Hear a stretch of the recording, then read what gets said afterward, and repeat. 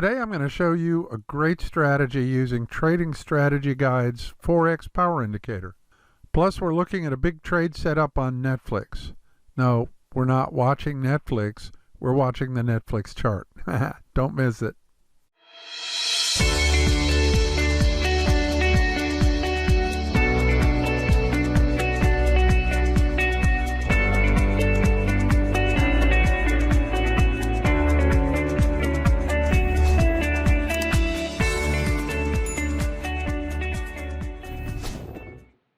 Hi, this is Tim from TradingStrategyGuides.com. Well, I guess I don't have a real handle on what you guys want after all.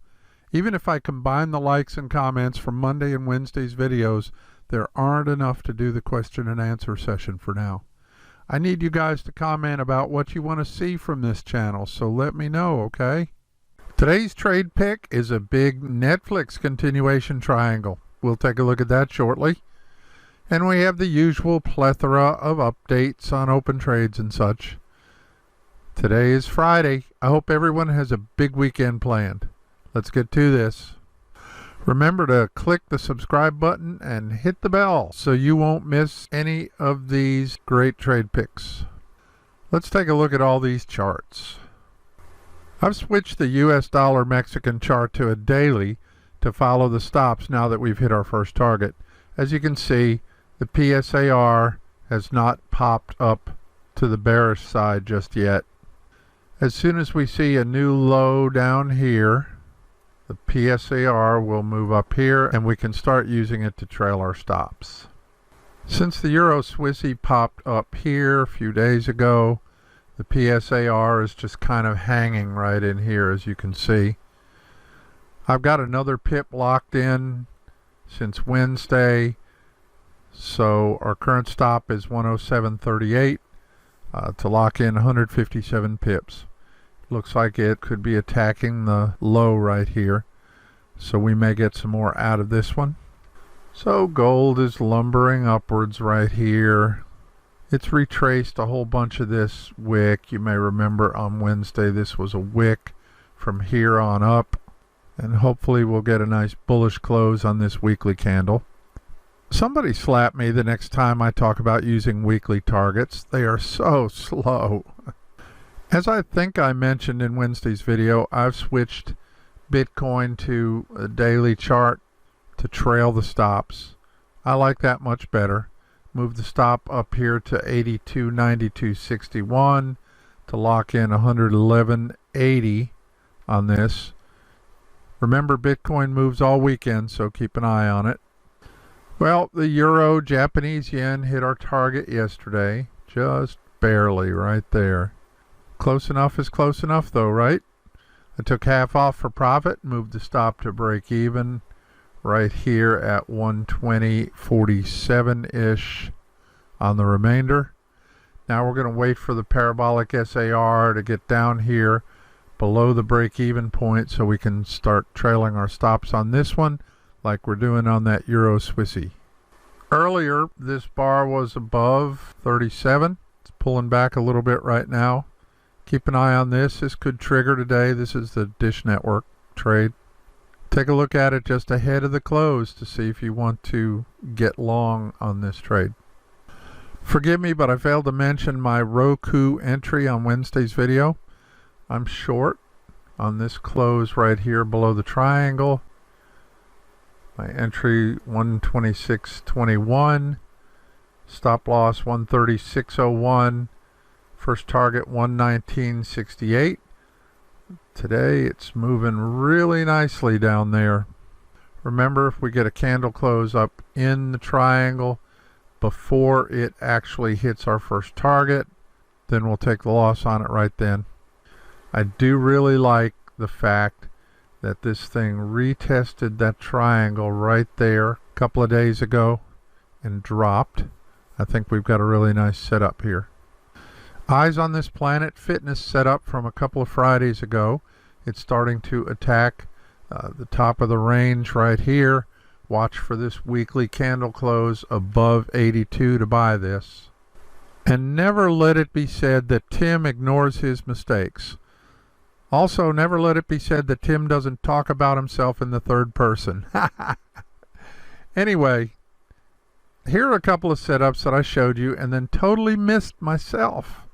This Great British Pound, Canadian dollar, MAX setup triggered right here a couple of weeks ago, and it hit first target today right there. First target was right in here somewhere, and it did all that without me. I hope you guys got in this one. I don't mind missing trades that I don't see or that I'm too late for. I just hate missing trades on markets that I was watching like this. That usually only happens when I'm trading shorter term signals, but sometimes I lose my focus even on the daily signals. And the other one that I missed was this trigger right here on Stoneco Limited. Originally our triangle was here at 44, but since it pushed up here and closed down in here, this would have been a loss. So I want to say it's okay that we missed it, but it's not really okay that we missed it, because if we don't follow our rules, we're wasting our time, right? So in any case, it's hard to see right here. Let me pull this in a little bit so you can see what I've done. You can see I have moved the line up here to 56.65, which is right near the high of this candle right here. And I think it makes sense at this point because it's also right near this point. And now let's take this back out where it's a little easier to see the other things.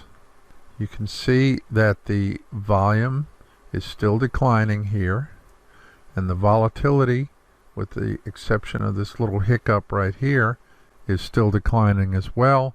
So I'm really comfortable with moving this line up to 56.65.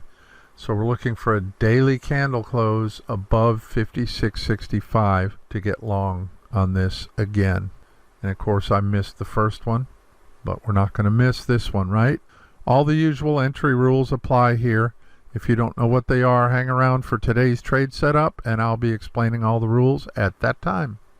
Before we take a look at the Netflix setup, let me show you a great strategy that uses Trading Strategy Guide's free currency strength meter. Okay, the Forex Power Indicator strategy. Well, first, I need to share with you about the Forex Power Indicator. In case you didn't know it, Trading Strategy Guides has got this cool Forex Power Indicator that ranks the strength of each of the major currencies with respect to each other on 7 different time frames. This thing is really cool. You can select the time frame up here from 5 minutes up to 1 month. I've got it set to daily right now. And you can see of these 7 major currencies, the strongest one right now is the Great British Pound. The weakest one right now is the Aussie dollar. And it goes up from there. New Zealand dollar, Canadian dollar is the next weakest, US dollar, then the euro, the Swissy, the yen, and the Great British Pound right now. And then it goes ahead and combines those and gives you suggested pairs to trade based on this information. For instance, it's suggesting that the Great British Pound Aussie dollar is the most prominent one, the strongest currency against the weakest currency, and then so on. And of course you can drill down to shorter time frames and you can see that the changes that happen on each of those. So today I'm going to show you a cool strategy. It's not real elaborate. Allow you to make some profit off of this free tool. Oh, did I mention this indicator is free? I'll put the link to it below the video. Anyway, here's a great, quick, and easy strategy for the Forex Power Indicator. You can use this on whatever time frame or combination of time frames that you want. I'm going to demonstrate using the daily power indicator, and then we're going to drill down to 1 hour charts. So as I mentioned earlier, the pound is the strongest, the Aussie is the weakest. So what we want to do is look for a buy on the pound Aussie. So let's go over to the pound Aussie. I've drilled down to a 1 hour chart here. I've also got my ever-present ATR and volume and PSAR on here as well. You can see this has clearly been in an uptrend for several days, which supports the Forex power indicator. I've gone ahead and added a 9-period exponential moving average to this chart to gauge the pullbacks, because we want to be long on the pound odd, but we don't want to buy like when it's at the top of a push-up right here, because we're going to end up getting a lot of drawdown before it moves up, and of course it could reverse unexpectedly too. So we're better off waiting for this to pull back and entering on a pullback. So what I'm suggesting is that as long as the Great British Pound is stronger than the Aussie on the power indicator, what we're going to do when the price pulls back and touches the 9-period EMA and then closes back above it, I'm going to buy. Okay, so let's just start right here just for a place to start. It pulls back, it touches the 9-period EMA, kind of goes sideways right here, and then here is the first positive close above the 9-period EMA. So I would buy right there. As always, I'll use a 1.5 ATR stop loss and a 1 ATR first target. So the ATR on this candle is 32.7. You can see it right down there in the lower left. So let's measure. So our entry is going to be right here at about 195.13. We'll measure 32 times 1.5, which would be roughly 48 pips. So our stop would be right down here around 194.65. So this plainly stays clear of it. And our target will be 32 pips up, right up here. But as you know, I like to close early. If I get a candle close below the EMA, I'll want to take the loss right then. So right here, we would have taken a loss on this one. As long as the pound is still stronger than the Aussie, I'll take the next close above the 9, which is this one right here. And now we have a 29 pip target and roughly 45 pip stop loss. So if we measure down from here, 45 pips is down here, well below any of this price action. So we're going to take our first target at 29 pips, which is going to be on the very next candle.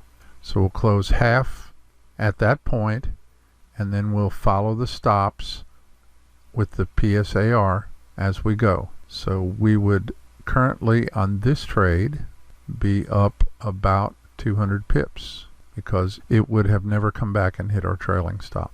So our first loss was roughly 26 pips, and we have 30 pips profit on the first half, and the second half is up 200 on that. So that worked out real well. And that's all there is to this. As always, again, 1.5 ATR stop loss, 1 times the ATR for the first target. If after the entry we get a close back below the 9 EMA, we'll take the loss then.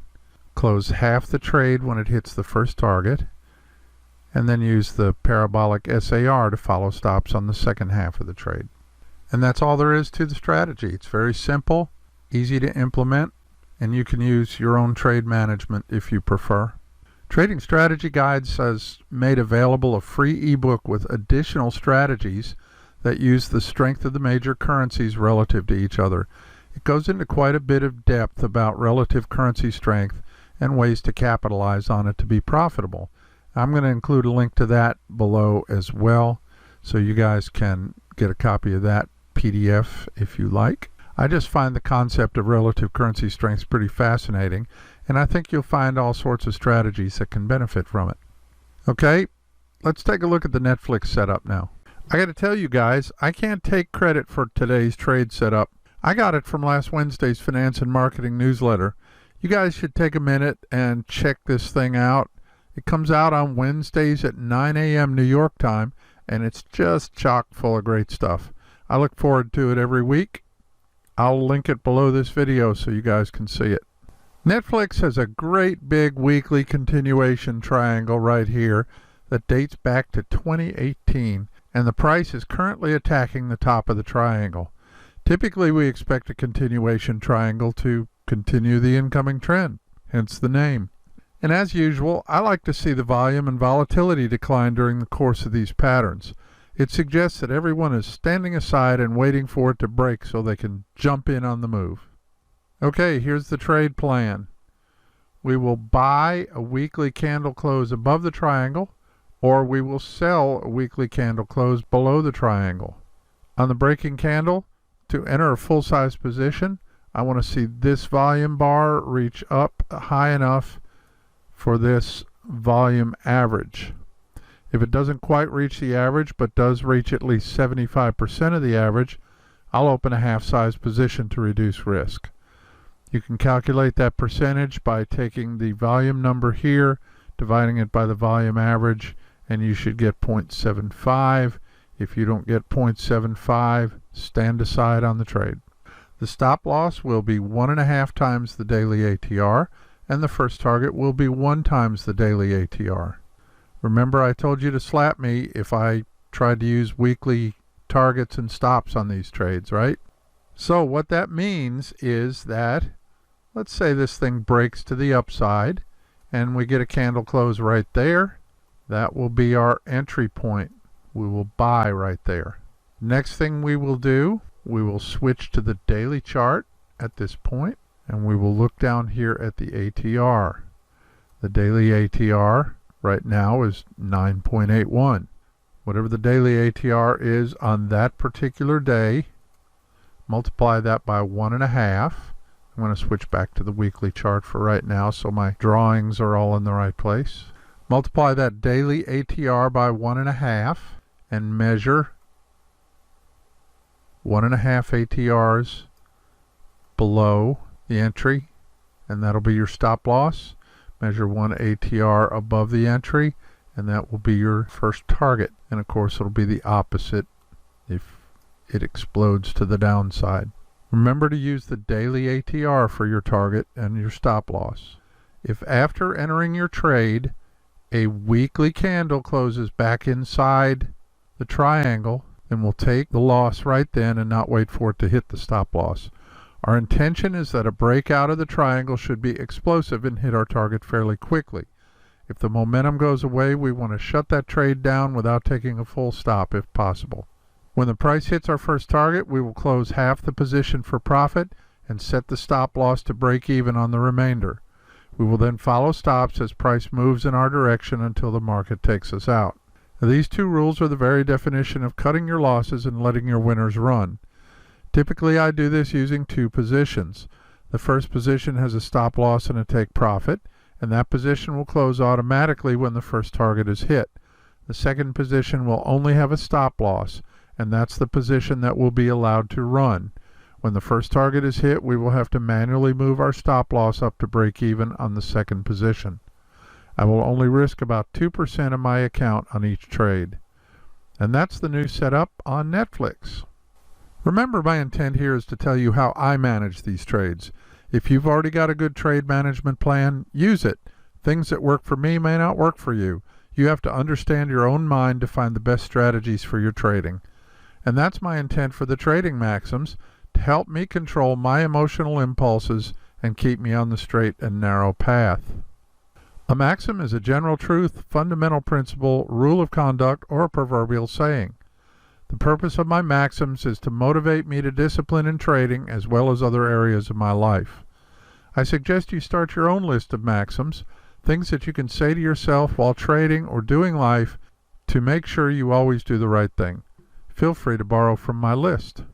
And today we're diving deep into the archive to the early days. Tim's trading maxim number 8. Your first job is protecting your trading account.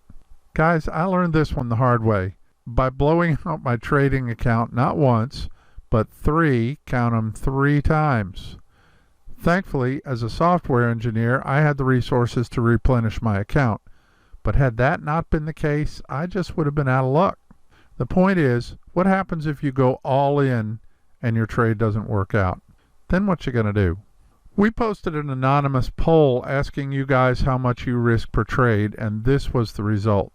Hey, I'm all about the you do you boo thing, okay? Do what makes you comfortable. But remember, no trade is 100% sure, no matter what the guy that sold you the strategy told you. Nobody knows what the market is going to do, so if you go all in, you could lose it all. Then what are you going to trade with? Your good looks? I think they have another name for that. Anyway, this is why I tell you that I only risk about 2% of my account on any single trade. You don't have to use 2%. If you get sweaty palms and dry mouth every time the trade turns against you, you probably should be using a smaller risk size.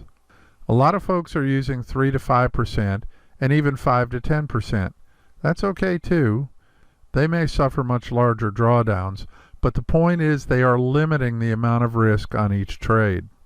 Sorry guys, all in is never a good plan in trading. At least not if you want to be a profitable trader. On the other hand, I'm all in for my Clemson Tigers. Remember our weekly Netflix trade plan here. We're going to buy a weekly candle close above the triangle or sell a weekly candle close below the triangle. If the volume is not quite average, go half size as long as it's at least 75% of the average. Your stop loss is 1.5 times the daily ATR, and your first target is 1 times the daily ATR. And remember to click the link below to the trade management video for more details. And also, remember to sign up for my free Trading Picks email list to be sure you don't miss any of these great trading picks. I send out about 3 or 4 trading picks a week from all different markets, and you'll get to see them first. And the best thing is, they're free. I'll put the link below this video. Be sure to come back to Trading Strategy Guides YouTube channel every week on Monday, Wednesday, and Friday at 3 p.m. U.S. Eastern Time for my new videos. Don't hesitate to ask any questions you may have. I'll either answer your question right in the comments or in a training video, or both. And remember, the only stupid question is the unasked one. As always, thanks for watching, thanks for subscribing, and don't forget to hit the thumbs up below. Have a great weekend, and I'll see you next week.